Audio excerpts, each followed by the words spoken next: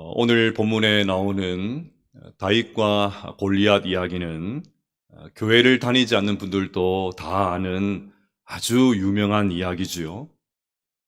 우리 어린 자녀들이 가장 좋아하는 성경 이야기 가운데 하나이기도 합니다. 그래서 다윗이라는 말을 들으면 즉시 골리앗을 떠올리기도 합니다. 성경에 나오는 다윗과 골리앗 이야기를 주제로 한 일반 서적도 많이 있습니다. 오늘은 바로 이 다윗과 골리앗 이야기를 한번 해보려고 합니다. 11절을 보겠습니다. 사울과 온 이스라엘이 블레셋 사람의 이 말을 듣고 놀라 크게 두려워하니라. 사울 왕을 포함한 온 이스라엘 백성들이 공포에 질려서 벌벌 떨고 있습니다. 블레셋 군대의 제일 앞에 서 있는 골리앗 때문입니다. 6절을 보면 그의 키가 6규빗하고도 한 뼘이라고 되어 있습니다. 1규빗이 45에서 50cm 정도 되니까 골리앗은 거의 3m나 되는 그야말로 거인입니다. 제 키가 별로 크지 않은 분들로 알고 계신 분들 계신데 제 키가 181cm입니다. 그러니까 저보다 1m는 훨씬 더 큰 그 사람이 바로 골리앗이었습니다. 그러니 거인 정도가 아니고 이건 그냥 괴물이지요. 자, 그런데 5절을 보면 골리앗은 5,000세겔, 즉 60kg나 되는 갑옷을 입고 있습니다. 그러니 그가 휘두르는 창에 맞으면 어떻게 되겠습니까? 스치면 중상, 맞으면 사망이지 않겠습니까? 더욱이 16절을 보면 이 무시무시한 거인이 40일 동안 이스라엘 진을 향해서 고함을 치고 있습니다. 사울의 졸개들아, 한 사람을 택해서 내려보내라. 나와 싸워서 그가 이기면 우리가 너희의 종이 될 것이고 내가 이기면 너희들이 우리의 종이 될 것이다. 쩌렁쩌렁 울리는 이 괴물 골리앗 앞에서 사울과 온 이스라엘 백성들이 두려워서 벌벌 떨고 있었던 것입니다. 하지만 이 와중에 다윗은 다릅니다. 아니, 더 정확하게 말하면 다윗만, 오직 다윗만 달랐습니다. 오히려 그는 내가 저 골리앗의 목을 베겠다고 당당하게 외칩니다. 하나님과 상관없는 저 블레셋 군대, 하나님의 백성이 아닌 저 골리앗은 하나도 겁낼 필요가 없다고 목소리를 높입니다. 도대체 다윗은 무슨 백장으로 이렇게 당당할 수 있었을까요? 우리도 살아가면서 종종 두려움에 짓눌릴 때가 있습니다. 몸이 안 좋아서 병원에 갔는데 암입니다. 빨리 수술해야 됩니다. 그 말을 들으면 눈앞이 캄캄해집니다. 사업이 내리막길로 치닫고 자금줄도 다 막히고 은행이 등을 돌리면 우리는 그만 두려움에 휩싸이게 됩니다. 또 마음 같지 않는 자녀들을 보면서 마음이 무너질 때도 얼마나 많은지요. 이런저런 이유로 극단적인 선택을 하는 사람들의 소식이 끊이지를 않습니다. 그럴 용기가 있으면 어쨌든지 살아! 그렇게 말하기 전에 그런 선택을 할 수밖에 없었던 그 심정을 한번 헤아려 보십시오.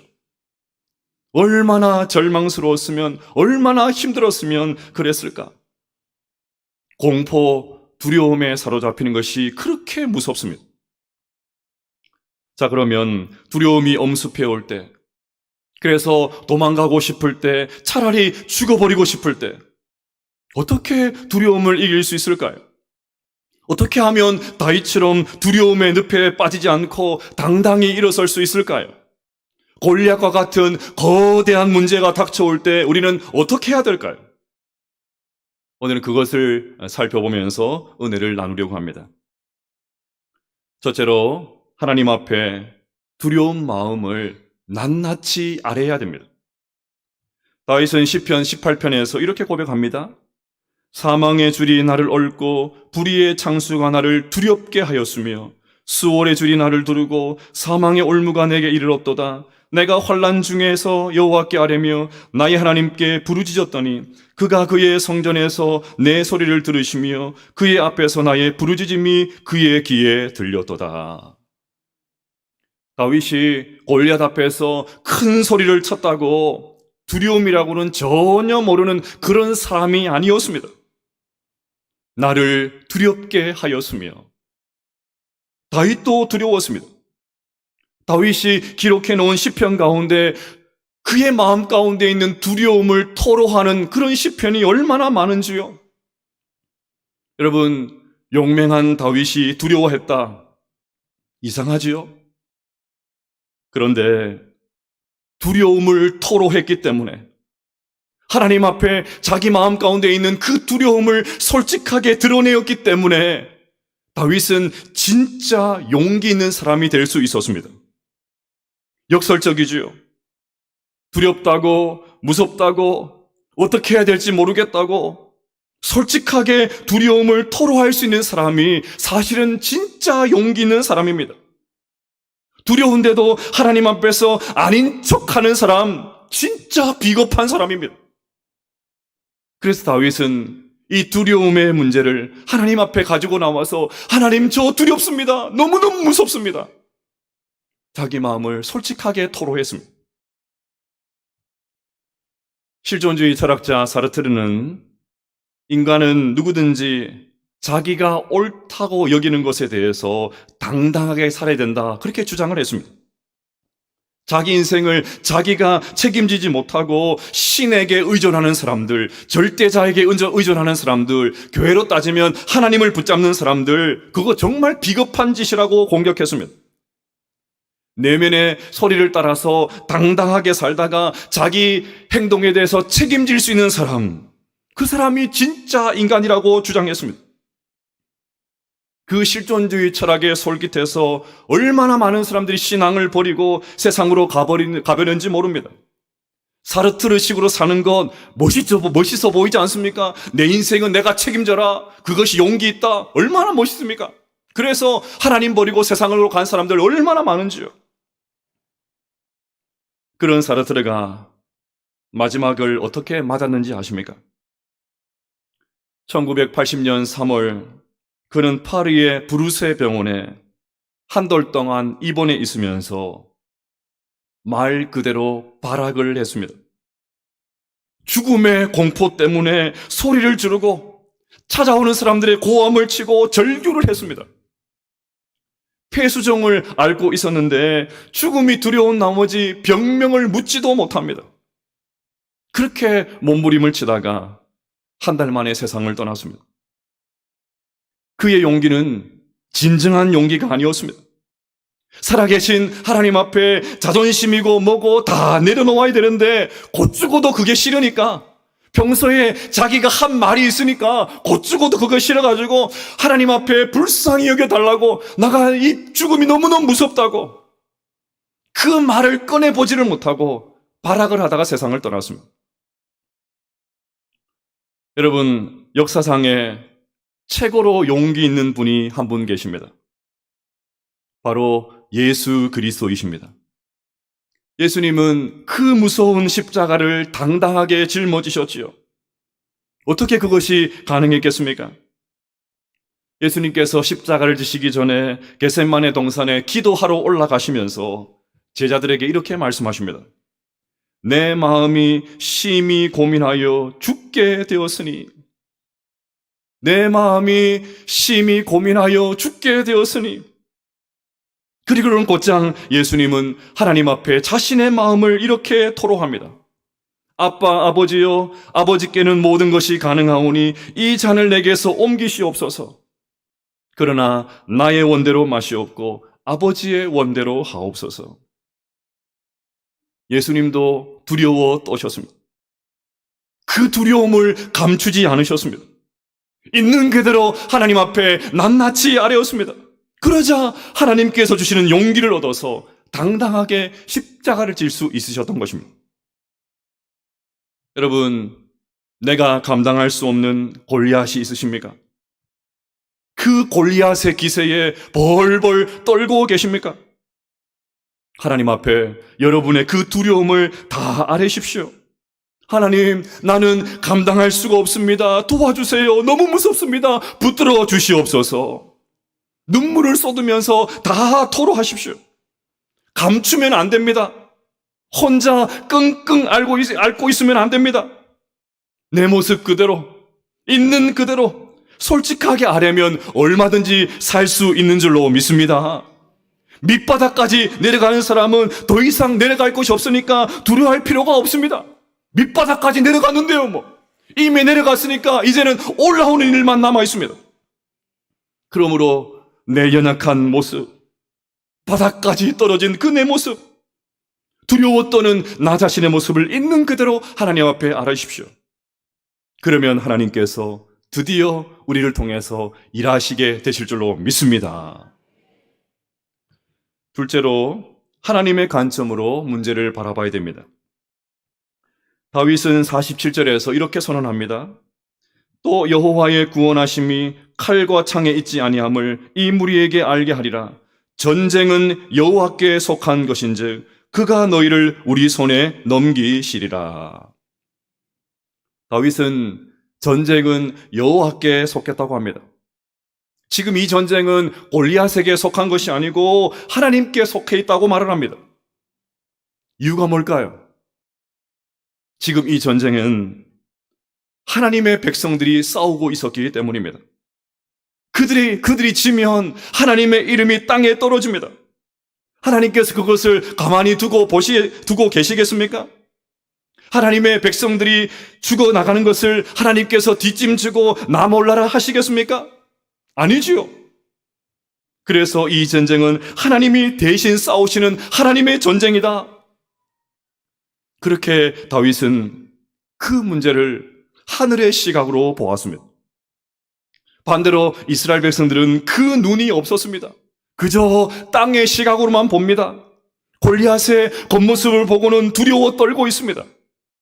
여러분, 같은 문제라고 해도 어떤 시각으로 보느냐에 따라서 완전히 천지 차이지 않습니까? 심리학자들의 말에 의하면 인간의 삶에 영향을 미치는 것은 사실, 팩트는 10%밖에 되지 아니하고 나머지 90%는 그것에 대한 반응이라고 합니다. 예를 들면 어떤 가수가 새로운 신곡을 발표를 해서 큰 인기를 끌었습니다. 음반이 막 날개돋이 팔리고 무대에 설 때마다 사람들의 환호성이 끊이지를 않습니다.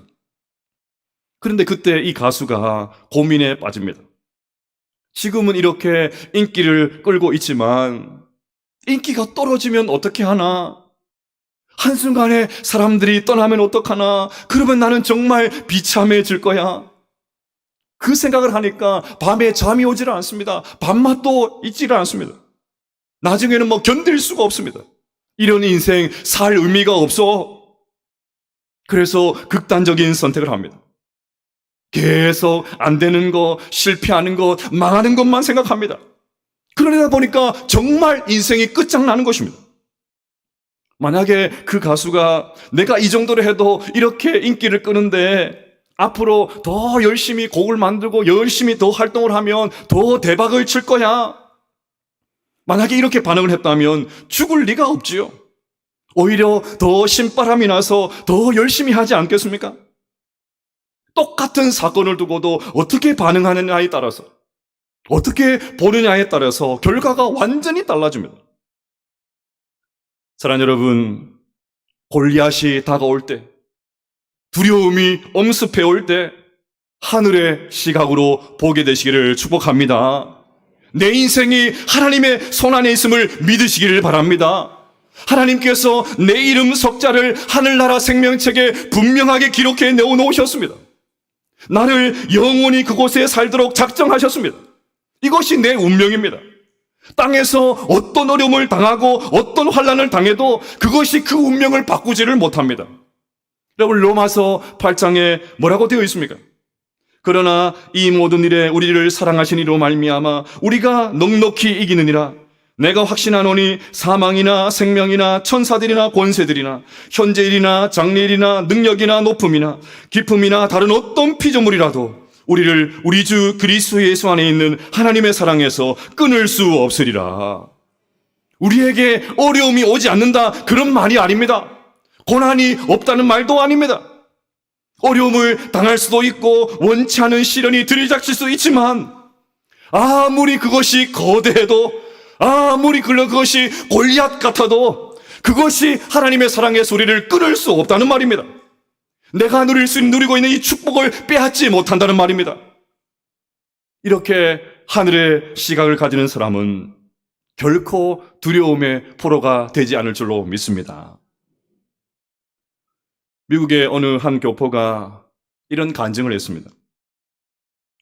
남편이 직장에서 갑자기 심장마비로 쓰러졌는데 응급처치를 신속하게 해서 헬리콥터까지 동원해서 빨리 병원으로 옮기는 바람에 생명을 구할 수 있었다는 것입니다. 1초만 늦었어도 살 수 없었는데 정말 하나님의 은혜로 살았다고 그렇게 간증을 합니다. 그 이후에 남편이 명예퇴직을 했고 퇴직금 가지고 몽땅 주식을 샀습니다.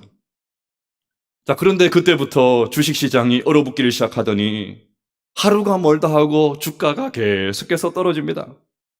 이런 식으로 주식시장이 진행이 되면 앞으로 어떻게 살아야 될지 모르겠다고 그 이야기를 하는 이 성도님께서 한숨을 푹 쉬십니다. 은혜로웠던 간증이 한숨으로 끝나고 말았습니다. 여러분, 뭔가 잘못됐지 않았습니까?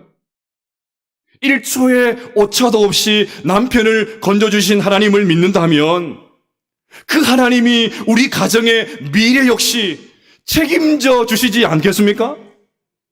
왜 그것을 믿지를 못합니까? 과거에 함께 해주신 하나님을 믿는다면 주식이 떨어져도 주식이 조기조각이 되어도 하나님께서 예비해 놓으신 길이 있다는 것을 왜 믿지를 못합니까? 그런데 이것을 믿지 못하는 분이 너무 많습니다. 지난날 베풀어 주신 하나님의 은혜는 희미한 추억으로 남아 있습니다. 그것이 오늘날 골리앗을 만난 나에게 아무런 힘이 되지를 못합니다. 그런데 보십시오. 다윗을 보십시오. 그는 37절에서 이렇게 고백합니다. 같이 한번 읽어볼까요? 시작. 또 다윗이 이르되 여호와께서 나를 사자의 발톱과 곰의 발톱에서 건져내셨은즉 나를 이 블레셋 사람의 손에서도 건져내시리이다. 아멘. 지난날 사나운 맹수가 양떼를 습격할 때에 하나님께서 자신을 그 맹수의 발톱에서 건져주셨다는 것입니다. 그렇게 나를 도와주셨던 하나님이 지금 이 골리앗 손에서도 나를 건져주실 것을 믿는다, 그 말이죠. 다윗에게 과거의 은혜는 죽은 은혜가 아니었습니다. 오늘 골리앗을 향해 당당하게 나아가서 살게 하는 살아 역사하는 은혜였던 것입니다. 여러분, 지난날 하나님께로부터 받은 은혜 있으시죠? 지난날 내가 위기를 만났을 때, 병들었을 때, 실패했을 때, 진로의 문제를 놓고 앞이 캄캄할 때 하나님께서 기적처럼 나를 인도해 주신 하나님의 손길, 그 경험이 있으시지 않습니까? 그 하나님은 변하시지 않으십니다. 그 하나님이 지금 내 앞에 있는 이 골리앗도 해결해 주실 것을 믿으시기를 바랍니다. 우리가 자주 부르는 찬양, 나의 등 뒤에서 찬양에 이런 가사가 있습니다. 나의 등 뒤에서 나를 도우시는 주, 때때로 뒤돌아보면 여전히 계신 주, 잔잔한 미소로 바라보시며 나를 재촉하시네. 그렇습니다. 때때로 뒤돌아보면 주님은 여전히 거기에 계십니다. 지난날 나를 도와주던 그 사랑 그대로, 그 능력 그대로 여전히 그곳에 계십니다. 그분이 지금 만난 이 위기도 돌파할 수 있도록 능력을 주신다는 것을 믿으시기를 바랍니다. 이 시간 우리에게 땅의 시각이 아니라 하늘의 시각이 장착되기를 원합니다. 낙심하고 절망해서는 절대로 이길 수가 없습니다. 일어나 걸으라고 명하시는 분이 내 하나님이신 것을 믿고 담대하게 일어나서 걸을 수 있는 우리 모든 성도들 다 되시기를 주님의 이름으로 축복합니다. 셋째로 하나님을 믿어야 됩니다. 지금 온 이스라엘 백성들이 거의 키가 3m나 되고 60kg나 되는 갑옷을 입은 골리앗이 40일 동안 아침 저녁으로 소리를 질러대자 두려워서 떨고 있습니다. 싸움은 아직 시작도 되지를 않았는데 해보지도 않고 이미 승기가 블레셋으로 넘어갔습니다. 사울과 그의 군대는 골리앗 앞에서 완전히 압도를 당했습니다. 그들의 마음 가운데는 두려움과 패배감이 사로잡혀 있습니다. 그래서 24절을 보십시오. 이스라엘 모든 사람이 그 사람을 보고 심히 두려워하여 그 앞에서 도망하며. 이스라엘 군인들이 전쟁은 고사하고 겁을 먹은 나머지 도망가기에 바빴습니다. 더욱이 골리앗은 갑자기 등장한 신인이 아니었습니다. 고함만 지르는 허풍쟁이, 허세가 가득한 그런 군인이 아니었습니다. 33절을 보면 그는 어릴 적부터 용사였습니다. 각종 전투에 참여해서 여러 가지 승리를 맛본 아주 노련한 장수였습니다. 이런 골리앗이 위풍당당하게 40일 동안 서서 떠들어대고 있으니까 이스라엘 백성들의 마음은 이미 전의를 상실했고 골리앗에게 점령당했습니다. 골리앗을 이긴다, 감히 상상할 수가 없습니다. 이미 마음으로 졌는데 어떻게 이길 수가 있겠습니까? 그럼 여러분, 왜 이스라엘 백성들이 하나도 빠짐없이 다윗을 제외하고 모든 사람들이 골리앗을 두려워합니까? 왜 싸워보지도 않고 도망가기에 바쁩니까? 이유는 하나밖에 없지요. 골리앗의 키, 그가 두르고 있는 갑옷, 그의 힘, 떡하니 눈앞에 보이는 그 골리앗이 가지고 있는 힘을 믿었기 때문입니다. 하나님의 백성이라고 하는 그들이 하나님을 믿은 것이 아니고 골리앗이 장착하고 있는 온갖 세상 것들을 믿었기 때문입니다. 하나님을 의지한 것이 아니고 골리앗이 가지고 있는 힘과 기술과 돈을 의지했기 때문입니다. 하나님을 사랑한 것이 아니고 세상을 사랑했기 때문에, 거기에 진짜 힘이 있다, 그것을 믿었기 때문에, 하나님을 믿은 것이 아니고 골리앗이 가지고 있는 이 인간적인 조건, 그것을 믿었기 때문에 두려워하고 있었던 것입니다. 그러니 여러분, 이스라엘 군대는 여전히 사람의 외모만 보고 있었습니다. 그들의 눈에는 골리앗의 키와 힘과 무기만 보였습니다. 그들의 귀에는 골리앗의 고함 소리만 들렸습니다. 골리앗에 비하면 자신들은 갖춘 것이 아무것도 없습니다. 그대 앞에만 서면 완전히 난장이, 꼬맹이. 그들의 눈앞에 골리앗은 도저히 이길 수 없는 거대한 존재. 우리는 골리앗이 가지고 있는 힘이 없다는 것입니다. 그러니 진 거예요. 벌벌 떠는 것입니다. 바로 그때 전장 가운데 다윗이 등장합니다. 그리고는 다윗이 하는 소리를 들어보십시오. 45절입니다. 다윗이 블레셋 사람에게 이르되 너는 칼과 창과 단창으로 내게 나오거니와 나는 만군의 여호와의 이름 곧 내가 모욕하는 이스라엘 군대의 하나님의 이름으로 내게 나아가노라. 47절에서 다윗은 또 이렇게 말을 합니다. 또 여호와의 구원하심이 칼과 창에 있지 아니함을 이 무리에게 알게 하리라. 전쟁은 여호와께 속한 것인즉 그가 너희를 우리 손에 넘기시리라. 여러분, 다윗의 용기가 너무 가상하지만 너무 비현실적이지 않습니까? 꿈 같은 소리를 하는 것처럼 들리지 않습니까? 지금 사울과 훈련된 군인들도 포기하고 숨지기고 있습니다. 그들은 떨고는 있지만 전쟁 전문가입니다. 그들이라고 왜 생각이 없고 전략이 없었겠습니까? 나름대로 상황을 파악하고 형편을 따져보니까 이거는 게임이 되지는 않습니다. 그런데 양이나 치고 있던 부모님에게 심부름이라 하던 어린 녀석이 갑자기 전쟁터에 나와서는 세상 물정 모르는 소리를 하고 있는 것 아닙니까? 골리앗입니다, 골리앗.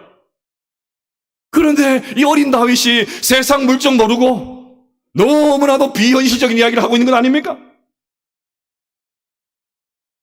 그런데 이 철딱선이 없는 다윗이, 이 세상 물정 모르고 있는 다윗이, 이 어린 다윗이 어떻게 합니까? 45절부터 48절부터 50절까지 한번 읽어보겠습니다. 시작.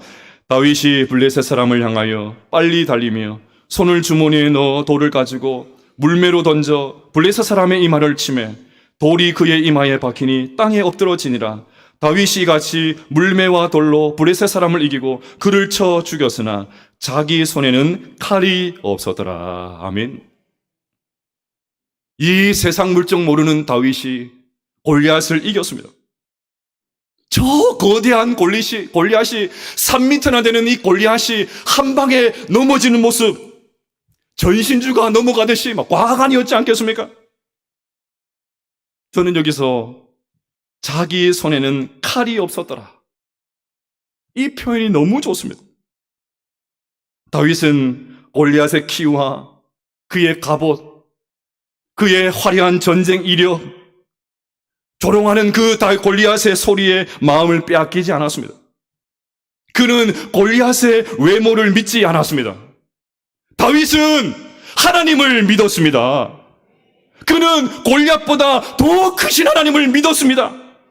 그래서 그의 손에는 칼이 없었습니다. 세상 사람들이 그렇게 믿어 의심치 않는 칼 없었습니다. 골리앗이 가지고 있는 외모, 위풍당당함, 갑옷, 힘, 능력, 돈, 다윗에게는 없었습니다. 오직 다윗은 하나님을 믿었기 때문입니다. 사랑하는 여러분, 하나님은 살아 계십니다. 여러분, 하나님은 살아 계십니다. 살아계신 하나님께서 가장 강력한 우리의 힘인 줄로 믿습니다. 그러면 우리의 중심에 누가 있으십니까? 우리는 지금 누구를 보고 있습니까? 사랑하는 여러분, 골리앗이 아무리 거대해도, 내 눈앞에 닥치는 현실이 너무나도 암담해도 하나님을 중심에 모시고 살아갈 수 있는 우리 모두가 되시기를 주님의 이름으로 축복합니다. 우리를 속이고 넘어뜨리고 좌절하게 하고 낙심케 하고 두렵게 만드는 세상의 현실에 속지 마십시오. 당신의 아들을 죽기까지 내어주신 그 사랑의 하나님이 우리를 붙들고 계심을 믿으시기를 바랍니다. 사랑하는 여러분, 눈앞에 닥친 골리앗 때문에 두려우십니까? 애써 태연한 척 하지 마십시오. 하나님 앞에 그 두려운 마음을 낱낱이 고백하시기를 바랍니다. 그리하면 하나님께서 우리에게 큰 용기를 주실 줄로 믿습니다. 그리고 전쟁은 하나님께 속한 것인즉 그 문 앞의 문제를 하나님의 관점으로, 하나님의 시선으로 바라보게 되시기를 바랍니다. 무엇보다 골리앗을 믿지 마십시오. 눈앞에 보이는 것을 믿지 마시고 하나님을 믿게 되시기를 바랍니다. 눈앞에 현실을 믿는 것이 아니고 하나님을 믿으십시오. 그리하여서 눈앞의 골리앗을 오늘 다윗과 같이 당당하게 물리칠 수 있는 우리 모든 성도들 다 되시기를 주님의 이름으로 축복합니다.